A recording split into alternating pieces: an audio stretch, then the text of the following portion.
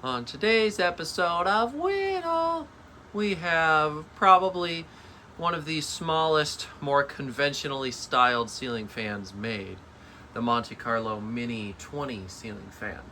Now, the Monte Carlo Mini started off sometime in the 2000s. Like the early 2000s. I'm not sure whether it was like a Lowe's exclusive or whether it was in the showroom catalogs. All of my showroom catalogs show that this was not a showroom option. However, I do not have every single catalog to ever exist, and I have not. And there are some I don't know if we have seen. However, based off what I've seen on some of the web archives, I believe this most likely was a Lowe's fan, or the original Mini was, and that was the egg fan. Came in 22 inches, and then later a similar design called the Lunar reappeared, and that was in the 22-inch size, the really small size. It also had like a 30-inch or something like that. Then you had like a 48 and a 60, or 52 and a 60, or something like that as well.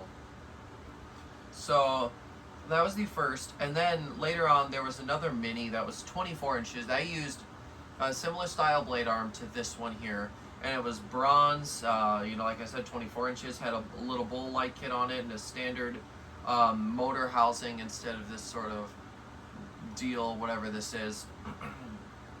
And that was also Lowe's exclusive. However, then in 2010 they introduced this. And this one is the 20-inch, the smallest one, and it's really what I consider one of the smallest conventional ceiling fans. Well, sure, you have fans like the Kichler Turno, which comes in at 15 inches, a bunch of fandeliers and those little plug-in things. As far as conventional basic ceiling fans with standard airflow, I would consider this to be the smallest, or one of the smallest anyways.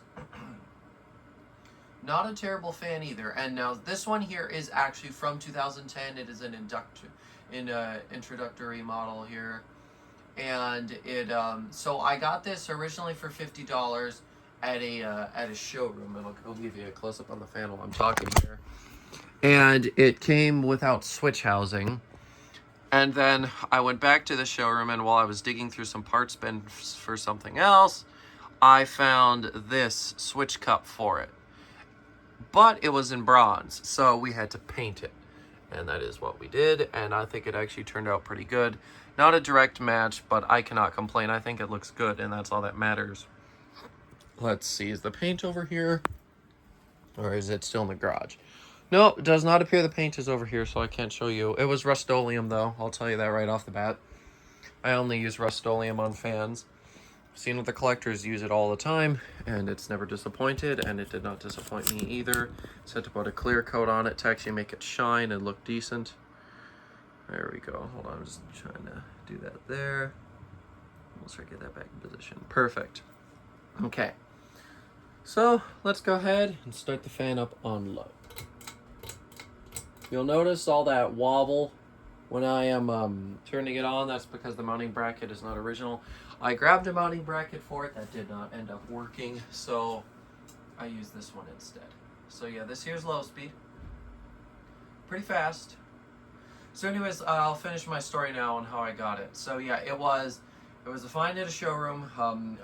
Whenever I worked there, they always gave me a discount on something, and this is what I wanted this time. It was without a switch housing, and when I went back, I found the switch housing, then we painted it, and then I finally went ahead and put it together. So it is now a complete fan. Really, it's fine. The only thing I would like to find for it is actually a proper mounting bracket that is a lot better for the fan. It would not be wobbling if it wasn't so loose. The fan doesn't actually really wobble much on high either. It's really well balanced. But anyways, so yeah, a better mounting bracket. Then I would like to find a little plate so you don't have to see all those holes on the canopy. But it's not really the biggest deal. I think it looks okay.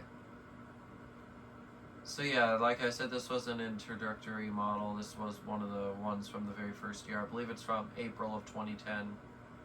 So a very early one.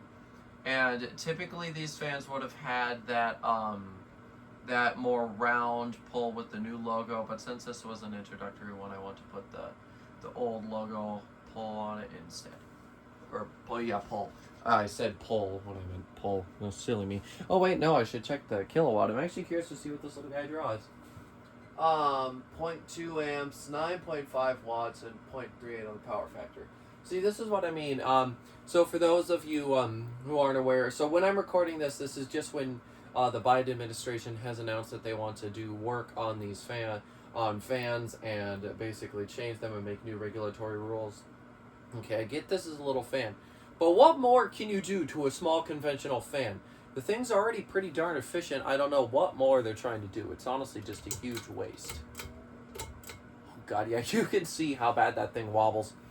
That's, I'm using an Emerson bracket with it because that's the closest thing to the original. I can't get those little tabs up on the canopy out. This was just the easiest thing for me to do for a temporary solution.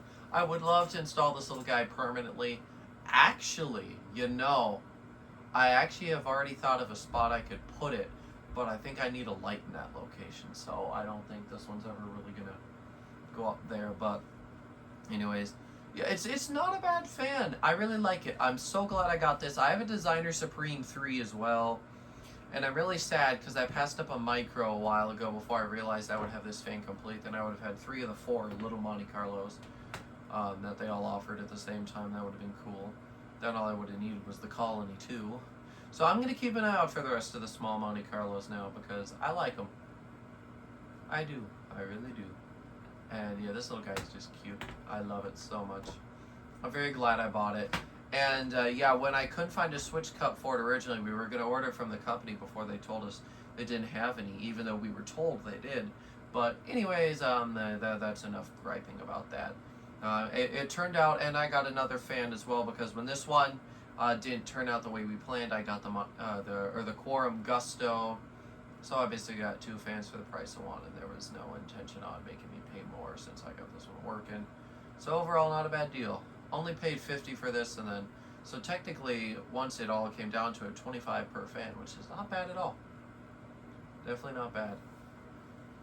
Yeah, not much of a wobble. Does have a bit of a hum, a little bit of bearing noise, to be expected. Let's see here. So 0.28 amps, 20.5 watts, and 0.58 on the power factor. Now, one thing I'll mention is that the electrical company charges you for watts, not amps. So the amperage is a bit higher than I would expect, but the power company don't charge you for that. They charge you for watts. So here's high. Honestly, not much of a speed difference. This is probably the worst demonstration for you guys to watch because literally speeds are faster and fastest, and this phone camera just cannot keep up.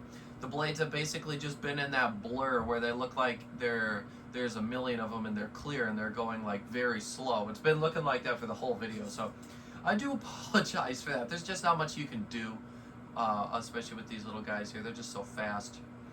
Now, with how decent of a performer it actually is, they could have definitely benefited and actually given this a slower low. Even more like the little 29-inch Northwind to the left of this fan. They could have done this different and had a better speed range on it easily, but they didn't, and I'm not really surprised. But it's not bad. I can feel just a little whisper of air. However, with these little fans, they mostly just push air downward, especially with ones this small. Light kit options for this, honestly, maybe a turtle fitter. That would look stupid. They did have this one more egg-shaped light kit that they actually showed with it in the catalog that I thought looked okay. This is not really a light kit fan, honestly. I don't think, because any light kit's really going to hinder the inflow. It's going to block the blades, so. Yeah, and this particular model, I should mention, came in 3 finishes. You had this, which was like the brushed nickel stainless steel. You had Roman bronze and white. I was originally going to paint the whole fan black, but then when I was at Menards, I figured, yeah, let's go look at the paint section. Let me choose what kind of black I want. But then I saw this paint, and I was like, oh, never mind. I'm just going to paint the switch cup. It's going to be easier. And it looks good.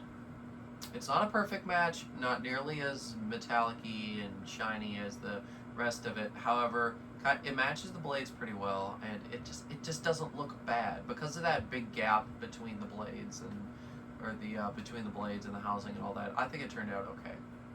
I'm really pleased with this fan, and I love it. And the paint job did turn out really good too, thanks to my dad. He's really good with that. Keep in mind that I've gotten comments on them before. All the RCs in the background, most of those are ones that my dad has actually painted. He's painted quite a few of those, so he's pretty talented with that sort of stuff. Anyways, let's go ahead and, oh geez, that thing, I would honestly compare that to like a portable fan. Like the airflow from it, like the airflow, like the feel of the airflow and the like the shape, like where the air is moving. I would basically compare it to a portable fan. Anyways, 0.35 amps, 41.2 watts, and a whole power factor. So on this higher speed, that was really about what I was expecting. Not too much from the fan. But yeah, no, it moves good air. Of course, it's basically just directly on Earth, then you move away, and then there's really nothing. But yeah, it's basically just a portable fan for the ceiling. And well, I've said that before.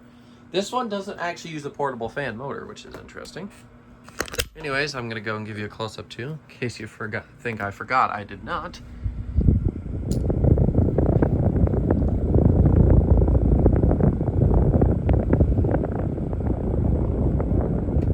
Dinky little fan, but I love it.